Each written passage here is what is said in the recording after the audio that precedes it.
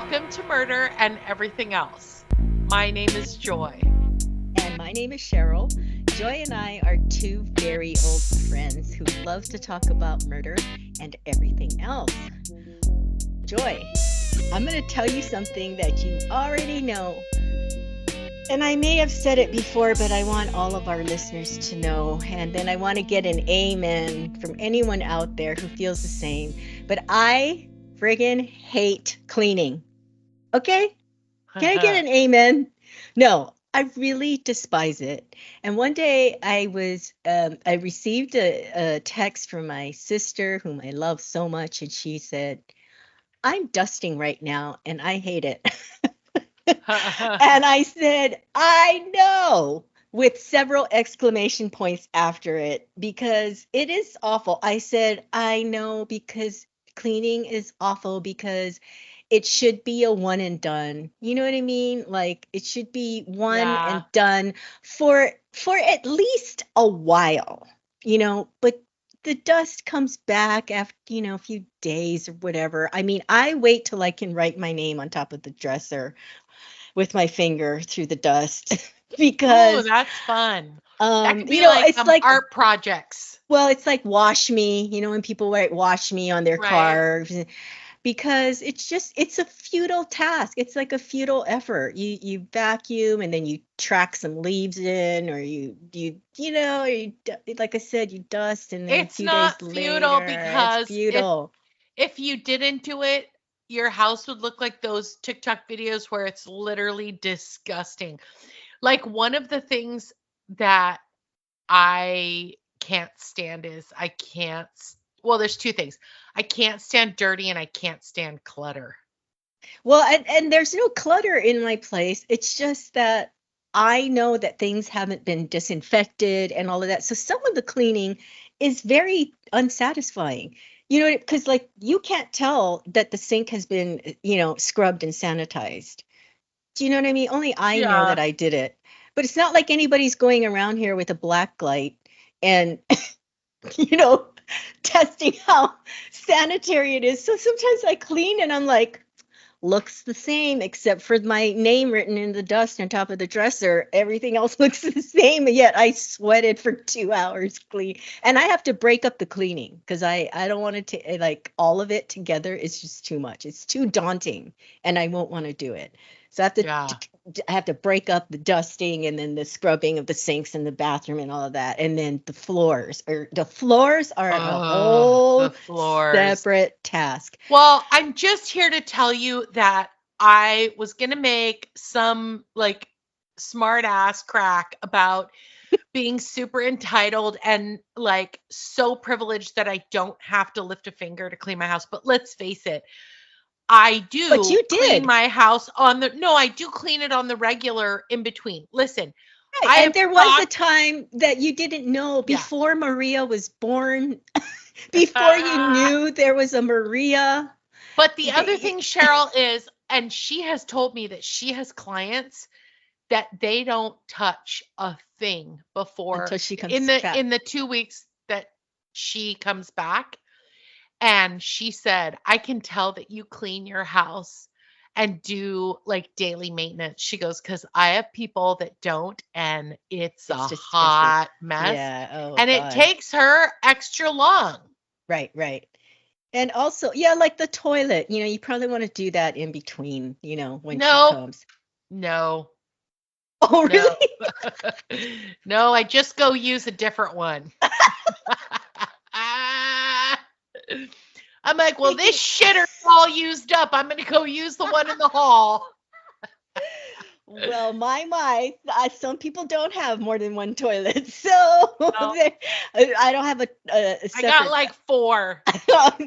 I have one to year 4, and I have no house And then cleaner, if but you want, you can go outside and shit in the woods. that's where you do that.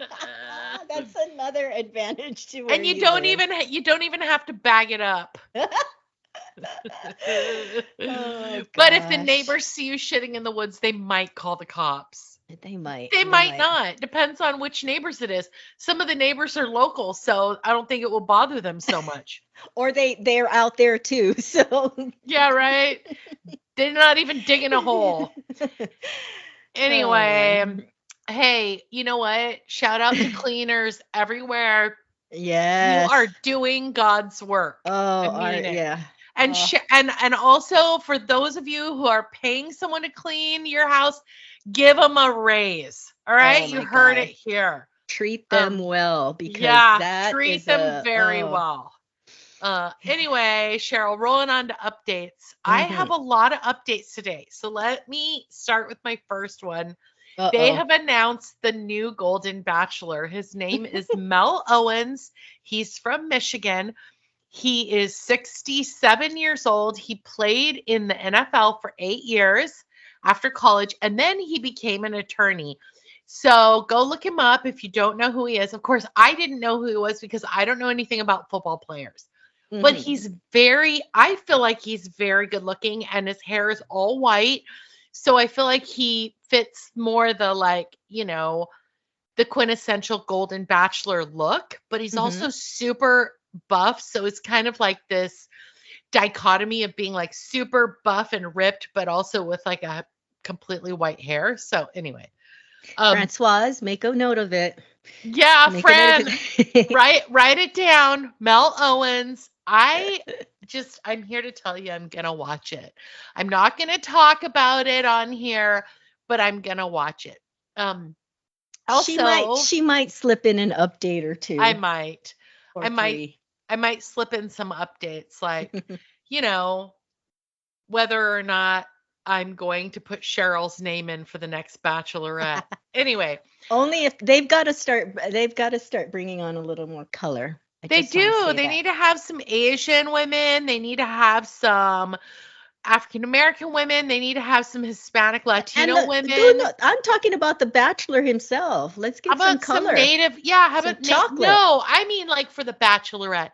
How about a Native I'm t American woman? Yeah, no, I'm talking about for the bachelor, the bachelorette, or the contestants. I don't know what you call them. I call them Right? contestants. There needs Contestant to be number a one. little more tall, dark, and handsomes. Um, Tall, dark, and beautifuls. that's right. How about short, swarthy? What? Anyway, in other updates, 8 bodies have been found in New England. I don't know if you saw that, Cheryl. You sent While it to they me. are Yeah. not ruling out a serial killer, they're also not labeling it as such. The bodies were found in Massachusetts, Rhode Island, and Connecticut in March and April.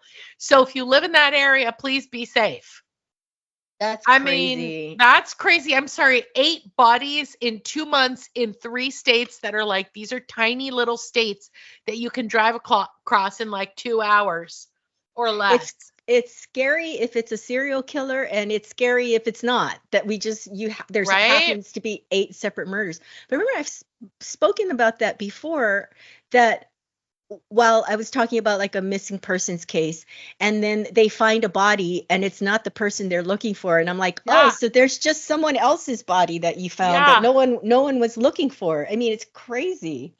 It's so crazy. Anyway, be safe. Buy some pepper spray and use it.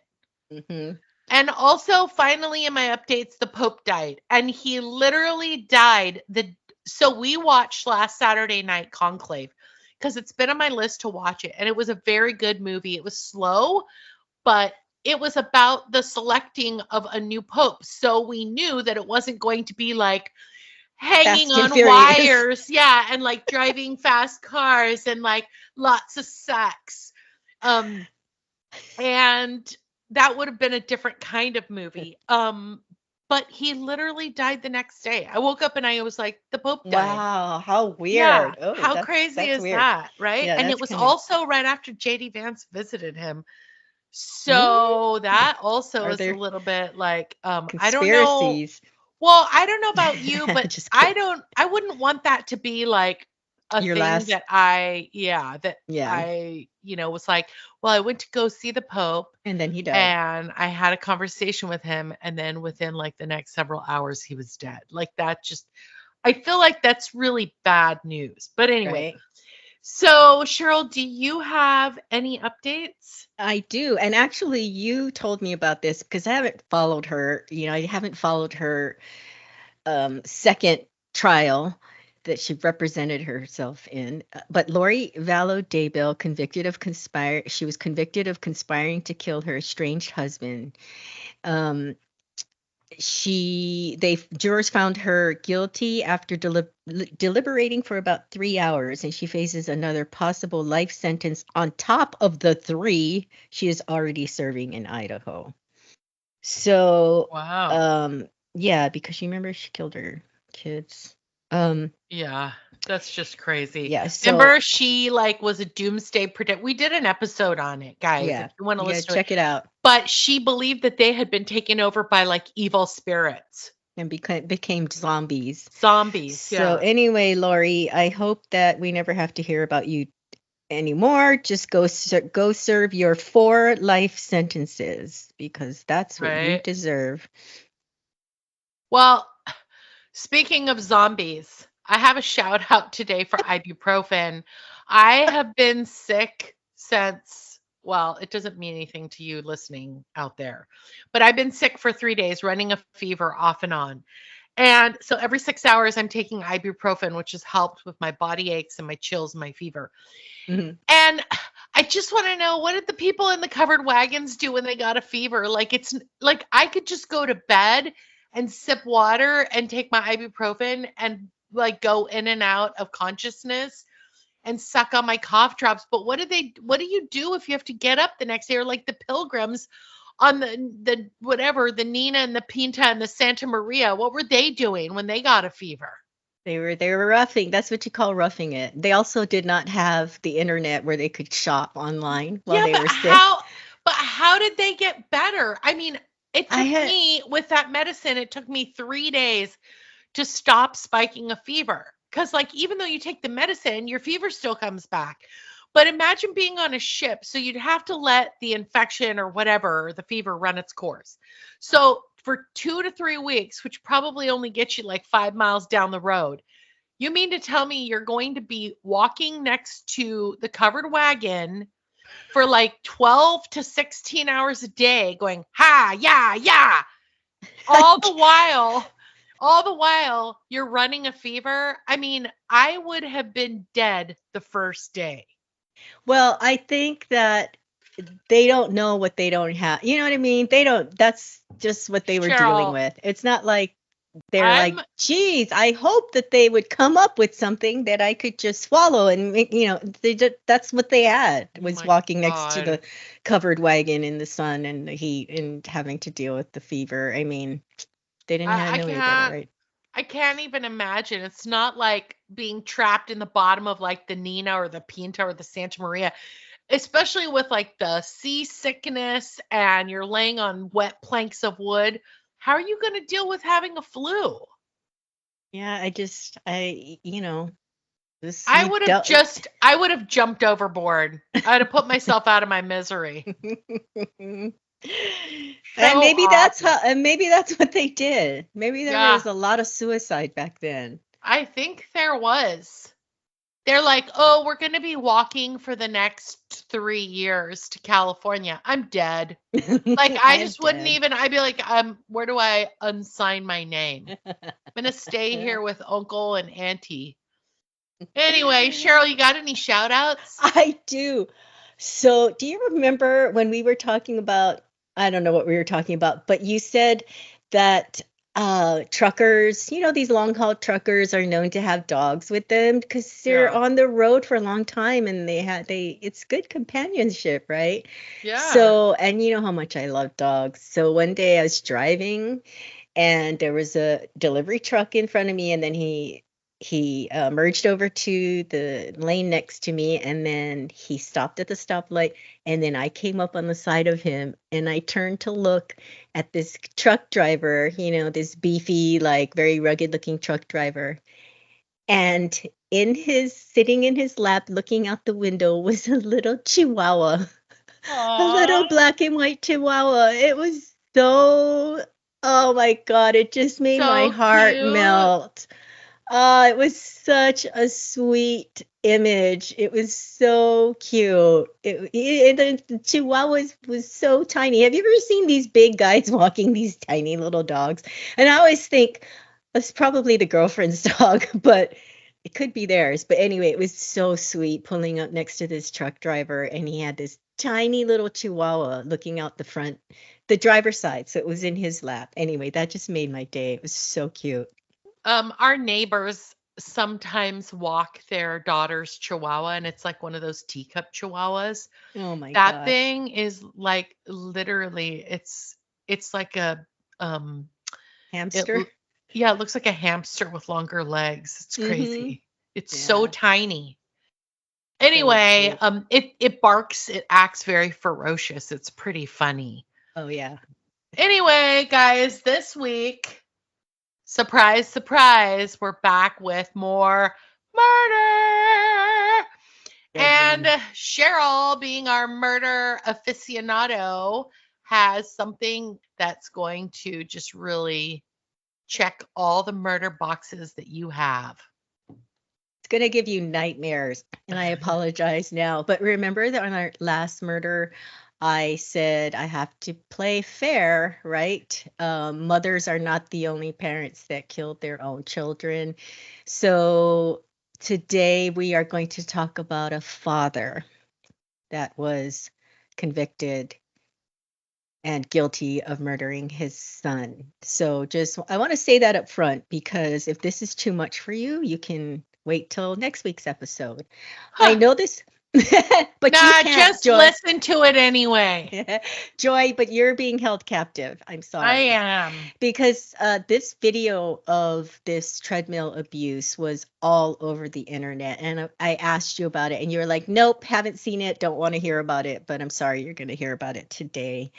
My sources are talkmurder.com, Court TV, NZ Herald, Inside Edition, YouTube's Crime Analyst, and News Nation. I just realized, what is NZ Herald? What is NZ? Can't be New New Zealand. Zealand? So Corey Travis Micciolo was an adorable 6-year-old boy. He loved the solar system, playing football, and was excited for his first team practice. His mother, Brianna Micciolo, said Corey liked reading, coloring, and painting. He was silly and happy. She said he was a happy boy for the first 5 years of his life. Corey was born on May 1st, 2014, to his mother, Brianna Micciolo, when she was just 17 years old. Corey's father was Christopher Greger. Christopher did not meet his son, Corey, until Corey was 5 years old. And on Whoa. April, yeah, so that's, he didn't, so he had a So we're happy, talking about a bona fide deadbeat. yeah, so Corey was happy, his mother said, for the first 5 years of his life until he met his father. Great. On April 2nd, 2021, when Corey was just 6, his father murdered him. Brianna Yikes. Micciolo met Christopher Greger when Brianna was 16 and Christopher was 21. When Brianna found out she was pregnant, she didn't tell Christopher right away. They lived in the same town, so keeping her. Wait, you just said that he was 21 and she was 16? Yeah. Yep. All right, I just have to like talk about this really quickly. I know that Okay. we've talked about it in the past. What on earth, like, okay, 16 is a minor. 21 I is know. not a minor. I could see if a 16-year-old was dating an 18-year-old because they're both in high school. But if you have a child and they're dating somebody who is no longer a minor and you find out about I'm sorry. Like, where are her parents? I know. But remember we talked about this recently, I don't remember exactly when, but different countries have different age requirements as far as Yeah, but 16 is the pretty damn young. I know, but I totally agree. But it's just weird that if this was in another country, didn't you say we were talking about Mexico, I think, or something. Anyway, but I concur that that is a huge age gap for being 16. If you're both in your 20s, then 5 years is not a big Yeah. deal. But for the girl, for one person to be 16 and the other to be 21, that is, yeah, I don't know what to tell you about where her parents were. Well, also, how do you stop your kid if they're going to go off? You can't shackle them to the house. You can't shackle them to Yeah, you. I but mean, like, you know how do what? you? You know what though, Cheryl? Like, let's face it, like parents pay for their kids pretty much everything. I mean, if you think about it, even if even if like your kid has a job to pay for say like their gas or their cell phone bill, the fact of the matter is that there is no way a teenager is paying for everything because I mean, unless it's a dire situation or whatever, maybe they've emancipated themselves like Macaulay Culkin did when he was like, I don't know, uh, 8 or something like that, whatever age he was, 12 or 13. But you can, you can, I don't know. I just, again, I go back to, I just feel a certain way about that. I just do, you Yeah. know? No, I get it. Um, Also, on a side note, I think 16 is too young to get your driver's license, but that's for another day, another topic. But I got my permit when I was 15 and my license when I was 16. But of course, I thought I was grown at the time. But now when I think about 15 and 16, I'm like, yikes, that is Yeah. young to be making decisions behind a murder, Yeah. driving a murder machine. Anyway, yes, she was 16 and Christopher was 21 when they met. When Brianna found out she was pregnant, she didn't tell Christopher right away, but they lived in the same town. So keeping her pregnancy secret was really hard, impossible. So when she was 8 months pregnant, Christopher found out and he contacted her, asked if it was his, and told her he couldn't have a kid. He was in college and said he couldn't afford it. And even though Brianna was only 16, she wanted to keep her baby, so her parents helped her raise Corey. When Corey was 4, a paternity test confirmed Christopher Greger was his father. It was Brianna's mother's idea then to seek child support from Christopher.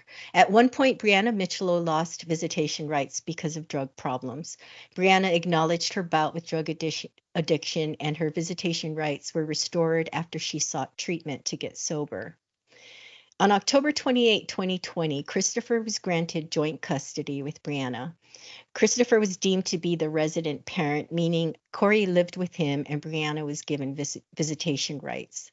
Christopher and his family took Corey into their home to live with them, and then eventually Christopher moved out, got a place of his own where he lived with Corey alone. Family court in Middlesex County, New Jersey gave Brianna unsupervised visits alternating weekends. She was to pick up and drop off Corey at Christopher's home. Brianna noticed the first signs of abuse of Corey after one of the first visits with his father. It was Corey's third visit with his father in September 2019 when Brianna says she first grew concerned about her son's safety. This tragic story of Corey Micciolo is a harrowing account of alleged abuse that ultimately led to his untimely death. Corey's father, Christopher Greger, subjected his son to severe physical punishment, which included forcing him to run on a treadmill for extended periods because he believed Corey was too fat. And if you look up pictures of Corey, he is an adorable little boy and far from being fat, even though that is no excuse to be doing what he did to Corey on this treadmill. Right. According to reports, Christopher was fixated on the idea that Corey needed to lose weight, leading him to subject the young boy to intense and inappropriate exercise routines. This treadmill incident took place in April 2021 and was one of several instances of physical abuse that Corey endured. The horrifying treadmill footage was splashed across the internet of Chris forcing Corey to run on a treadmill. The heartbreaking footage recorded at Wait, a gym have you seen this? I have. and it Ugh. is sickening. So it's on the internet, but I caution you that it's an image you will never be able to get out of your mind. Yeah, So I can't watch it. don't watch it. It's awful. This footage recorded at a gym in Barnegat, New Jersey on March 2021 shows Christopher standing over Corey as Corey attempts to keep up with the treadmill. Christopher increases the incline and speed of the machine, causing Corey to fly backwards, hitting his head. And then Christopher picks him up, places him awkwardly, like very just firmly, like puts him back on the treadmill. And he does this several times. And one time you even see him. The video is very clear. You see Christopher bite Corey on the head. Whoa. It's like he has so much rage in him. In sickening scenes, Corey repeatedly fails to get back on the treadmill and he's being slammed against the track and tossed backwards every time. Christopher eventually relents by slowing the speed and lowering the incline. The treadmill video in its entirety included portions showing the father and son entering and leaving the gym. There is no loving interaction between Christopher and Corey. There was no kindness you would expect to see from a father. No pat on the high five, or a hug. Now, after learning about this incident, Corey's mother, Brianna, petitioned the court for emergency custody of her son. A judge denied that bid on April 1st, 2001, writing in his ruling, get this, that the court does not find that Corey is in danger of imminent and irreparable harm. I don't know. I mean, if you see or hear about this incident, I don't know how you can say that he's not in danger, but Yeah, I don't either. the court did not find a temporary modification of the parties' custody and parenting time arrangement I mean, appropriate at I that will time. I will say this. It sounds like the mom had enough of a drug issue that they had to take away custody from her. So, and this is and I will say that like in the case of taking a child and putting them in foster care, or that's why our foster care system is so broken. And that's why our social services are so broken. If you think about it, Cheryl, the only alternative to him living with either his mother, who has probably a well documented drug past, and it was probably fairly recent. And that's why the judge decided that it was better that the boy stay with his father than the mother. Hmm. Um, where one situation is negligence because of drugs and child abuse, obviously, and then the other one is child abuse of a physical nature. The fact of the matter is the third option is to put the child in protective custody, i.e. foster care. And while not all foster situations are awful, you and I both know that the majority of them are not great. Yeah, I mean, that's a whole nother mess of its own. Right. I think we've spoken about that before. Yeah, it's just really sad. There's so many stories of kids just never having a chance. They're, Right. you know, Um, the following day, Brianna dropped Corey off at Christopher's home, and it was the last time she would ever see her son alive. It's unclear what transpired in the hours after Brianna dropped off Corey, and prosecutors did not present any possible scenarios to jurors during the trial. They were able, however, to detail the injuries the boy suffered that day, thanks to Brianna, who took Corey to see both a doctor and a specialist on April 1st at the suggestion of the judge who denied her bid. So she takes all this evidence to the court. They deny giving her custody or taking Corey away from the father. And then the judge like suggests that she goes to a doctor and a specialist. And it's like, I mean, how much does she have to do? But anyway, the examinations and tests performed on Corey by doctors that day provided evidence that the boy's fatal injuries were not suffered until he was in his father's custody. Corey told the doctor that his father made him run on the treadmill because he was too fat. The next day, Corey's condition worsened. And it was his father who took him to the hospital. A very calm Christopher carried Corey's limp body into Southern Ocean Medical Center. Chris reported that Corey was sleepy and throwing up. Corey was admitted quickly and he was brought to room 6 in the emergency department. Bless you. Excuse me. Corey was then intubated before, bless you, Excuse me. before succumbing to his injuries.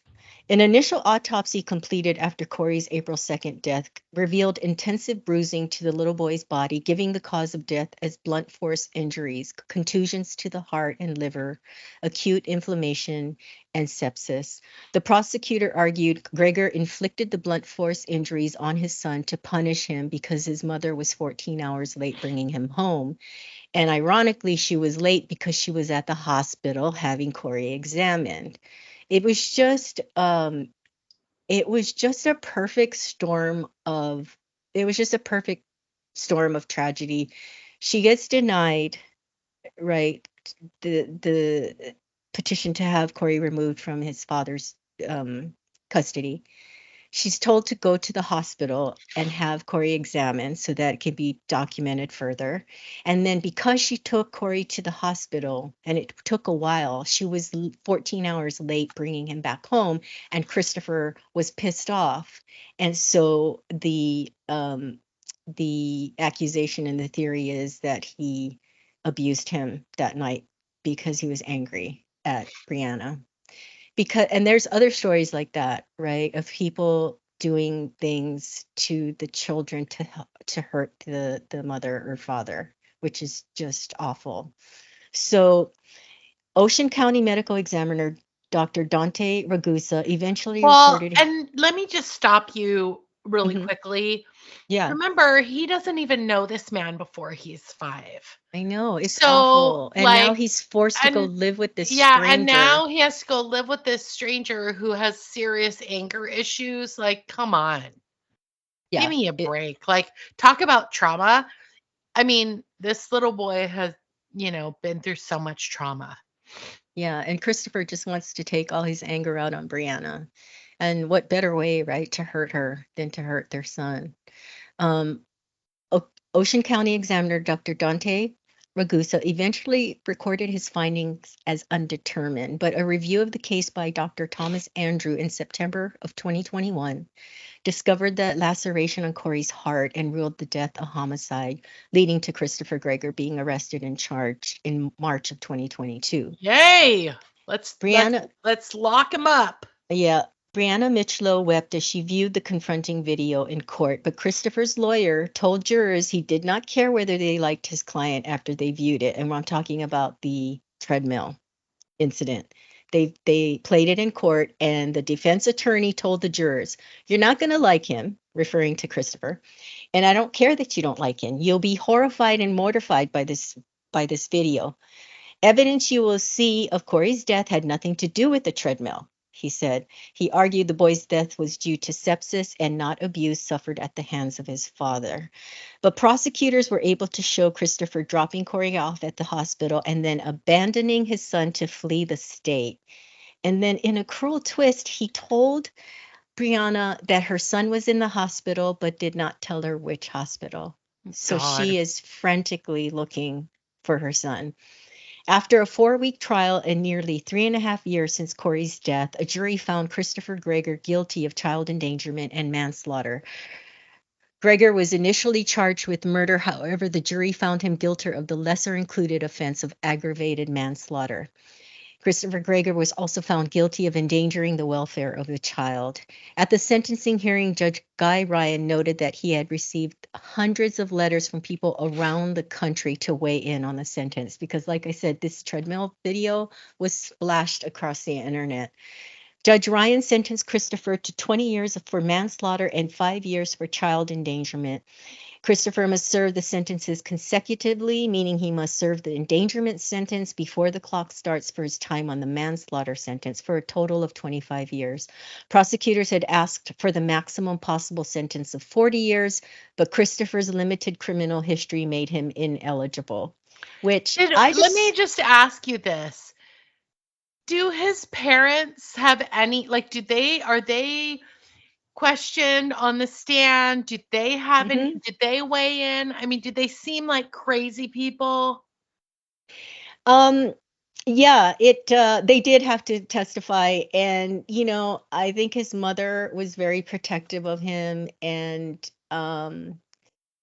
I don't think the apple fell far from the tree as far as his father. Not saying that his father was an abusive person, but you could just tell they made excuses for him. Like if that was my child, I would I would still love them, but I would own up to the fact that Right, they did something horrible. And these were the right, type of parents that really kind of I mean, I don't have a problem with parents standing by their children no matter what they've done, but it was they weren't very empathetic to Brianna, to the mother, you know.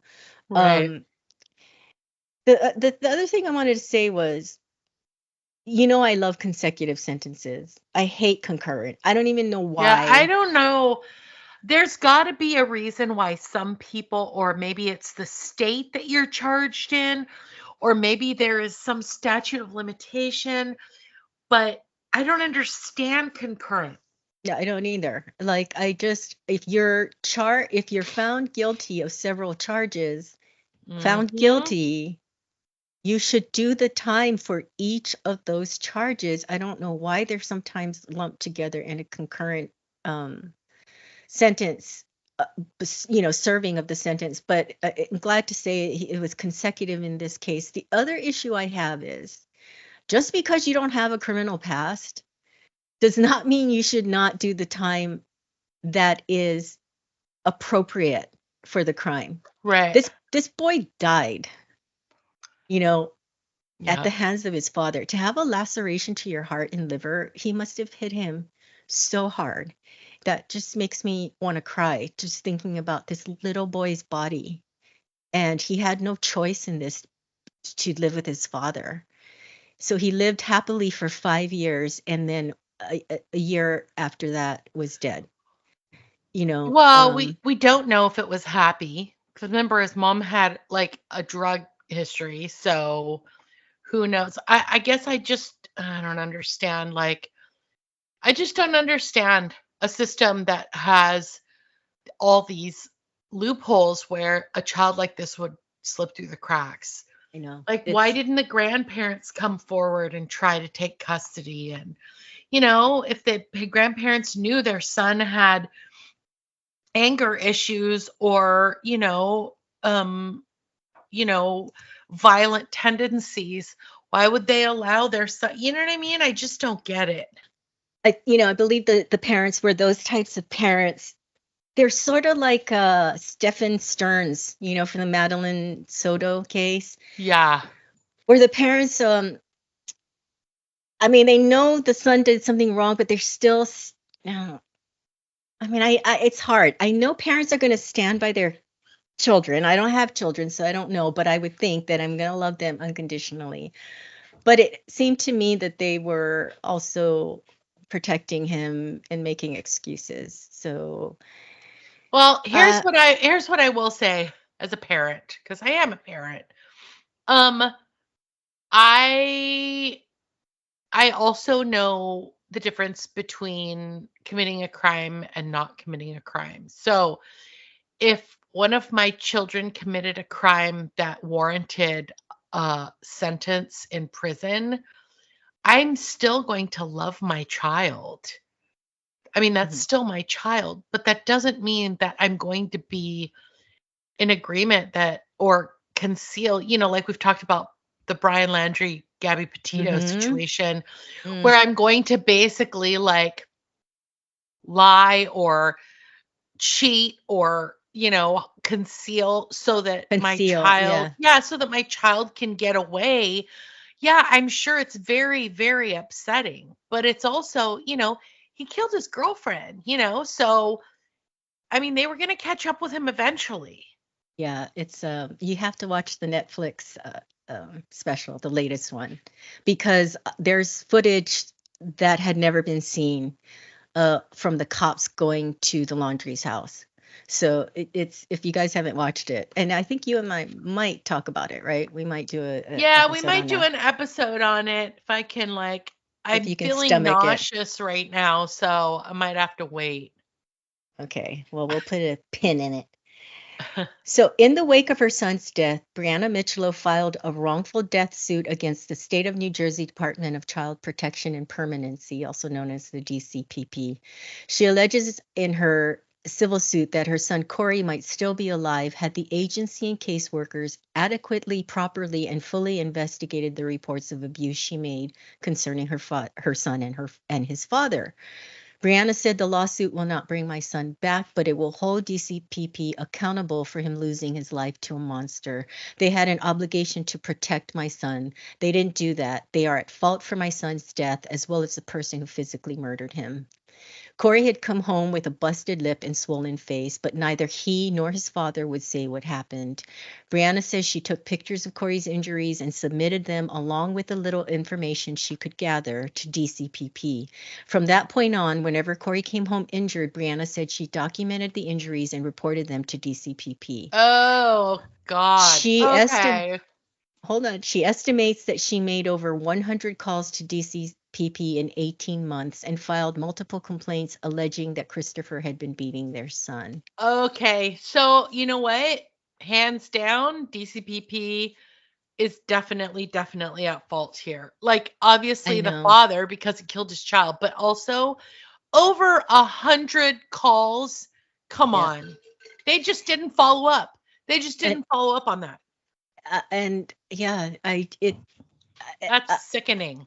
it's very sickening. This for me the obvious apart from what poor little Corey went through, Brianna, my heart breaks for her because she tried to take the proper steps, right? I Yep. mean, and this is why people murder. I mean, like, or people you hear cases where parents kidnap, like they've gone on the run with their kid because they're Mhm. trying to keep them Get from them the other. away. Yeah, it like in an abusive situation like this, I've seen stories where the mother or the father, it's been both ways, where they go, they take the kid to a foreign country and try to hide them because the system doesn't always work, and so it breaks my heart for Brianna because she tried. And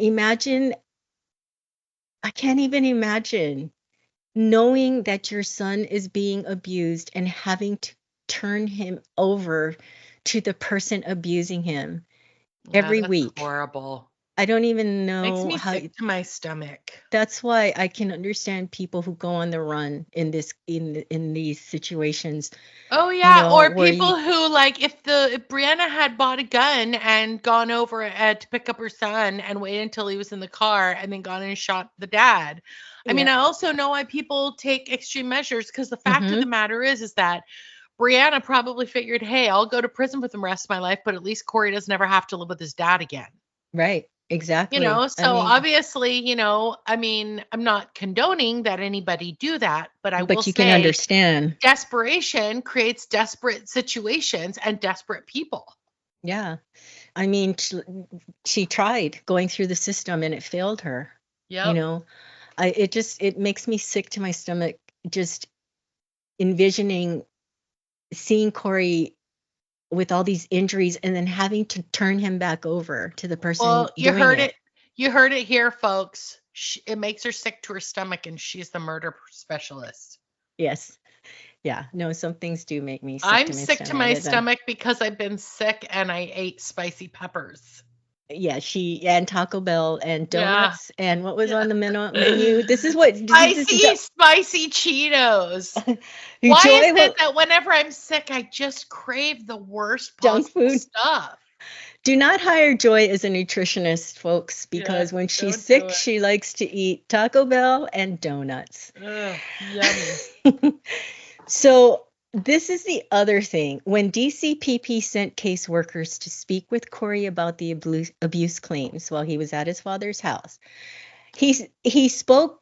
The workers spoke to Corey with Christopher there, So Brianna, she voiced her concerns with them because she told them Corey's afraid of his father. How are you going to interview Corey in front of his father? That he's not going to want to speak freely. That seems like very questionable process Yeah. and procedures that you would interview the child in front of the person who is accused or suspected of committing the offense. Like that Yeah. Well, doesn't I make think we've any already sense. identified that There's a DCPP really screwed the yeah, pooch on this one. exactly. Yes, you are absolutely right. Okay, and this is really sad, but it's what happened. Corey's grandmother on his mother's side said that Corey knew he was going to die.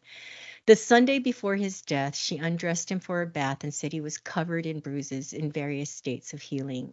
Ugh. He later asked, "Hey grandma, does God see what my daddy does to me?" And she responded, "God sees everything." And she said Corey's voice got very low as he said, "Why doesn't he help me?" Corey then asked why his daddy wasn't going to hell, and his grandmother replied, "He will someday." And that same day, Corey wrote, "I died" in chalk near the front of the home. 5 days later, he was getting ready to go to his father's house when his grandma told him to take her cell phone and hide it and use it when, not if, his dad beats him. And Corey told his grandma, "I can't use the phone or run to a neighbor's house." And he died that day. His grandmother says Corey knew nobody could help him. He knew he was going to die and he accepted it. Ugh. Yeah, Wow, it's Cheryl, you really know how to lift the mood. I'm so sorry. I'm This gonna was a go lay rough one. down and cry for the rest of the day. Yeah, I'm sorry. This was a rough one. And you know what? I make a pledge right now that I'm going to stay away from the child murders for a while Yeah. because yeah, Let's it was talk rough. about let's stick to things like the decapitation stuff and like the Yeah, and Uber driver murders and the vats of muriatic yeah, the acid and the vats of body Maria. parts. Yeah, Oh my I think I'm God, that's gonna. so sad. It's so sad. I will say that, like, I feel so badly. Did she win that case against DCPP, or is it I, still in process, or I what's think it's still in happening? process because this was very recent. This was not back in the 90s or something. Let me look that up real quick while you talk. Yeah, because I would hope that with that much documentation that she would have a very solid cut and dried case. Yeah. It's not like there's a glove that you have to try to put on, 5 years later. It's really hard going up against a large institution, though. Oh yeah, sure it is. Um, I have not, if anybody has heard of any outcome, I did not while I was looking for this. If anybody out there is listening to this, Anyone? anyone aside from me, Cheryl, Gabe, Francoise, if anyone is listening Jen? to this, Don't forget Jen, Jen. those five people who knows anything about the update on this case, let us know. We'd love to find out. Yeah, so I haven't, when I was doing the research, I didn't see anything. But like I said, it's very hard to go up against a large corporation. Yeah, It it's is. It's true. very A hard. lot of times they'll settle. They'll be like, well, how about if we give you $5 million and you'll sign this paper that says you'll never sue us again and that we don't ever have to talk about it. And she'll say, how much is that after taxes? And then, the thing is like, our criminal justice system can't really give you anything other than time served and money. Right. So the fact of the matter is that it doesn't bring her son back. Right. And obviously, in this, and then it feels somehow dirty. Like, Yeah, for yeah. example, I'm just going to use the example of, so when the Catholic Church first started getting sued for these monumental, like, child molestation, priest molestation cases, where these priests were just being moved around to different dioceses and they were like abusing children by the score. Um, the only way that the Catholic Church could resolve these is to pay money out.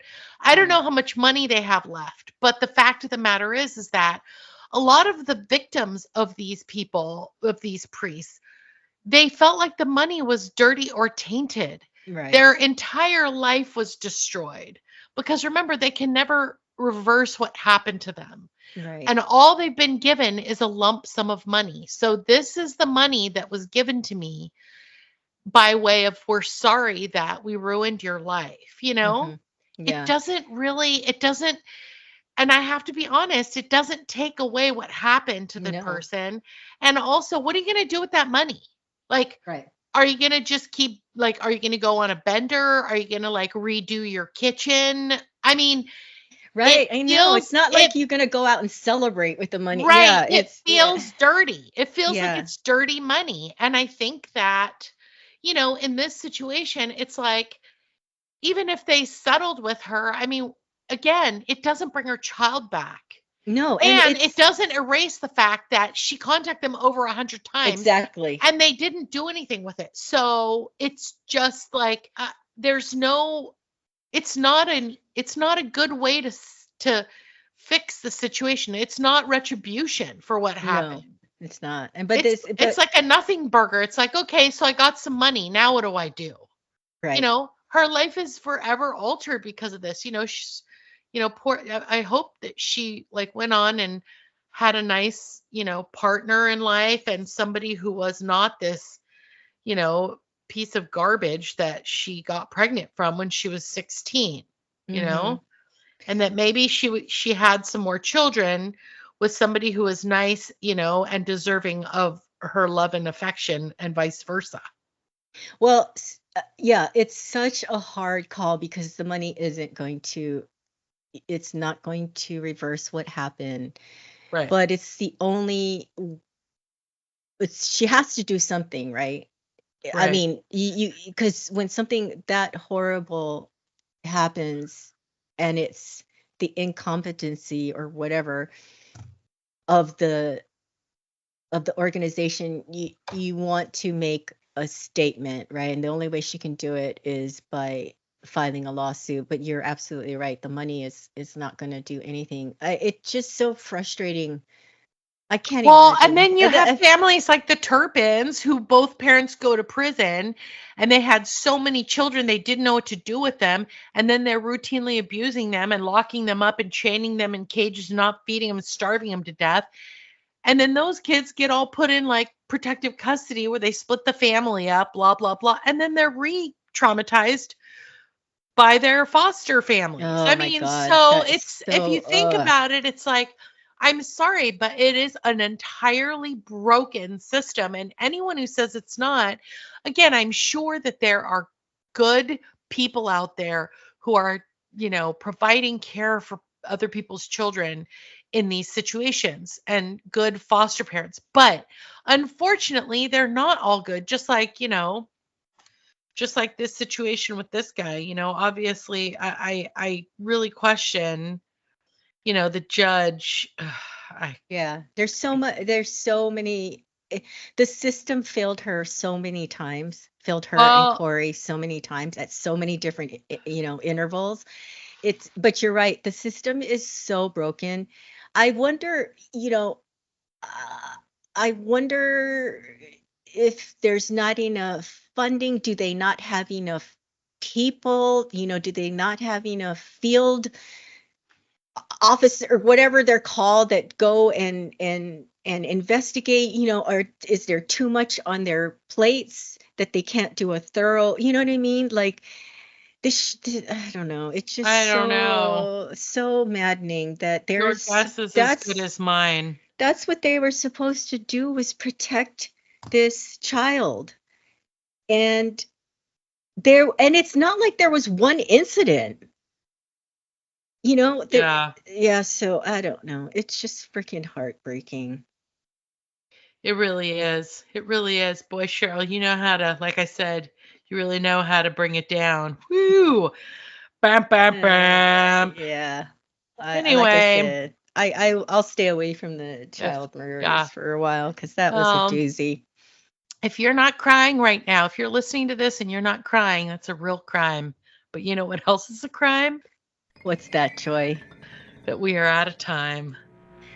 That is a crime. Well, thank you for listening, everyone, and don't complicate your day. All creativity, commentary, and opinions in this podcast belong to Cheryl and Joy. Music composed and mixed by Gabe McKeon. Logo and merch managed by Cheryl Yamaguchi.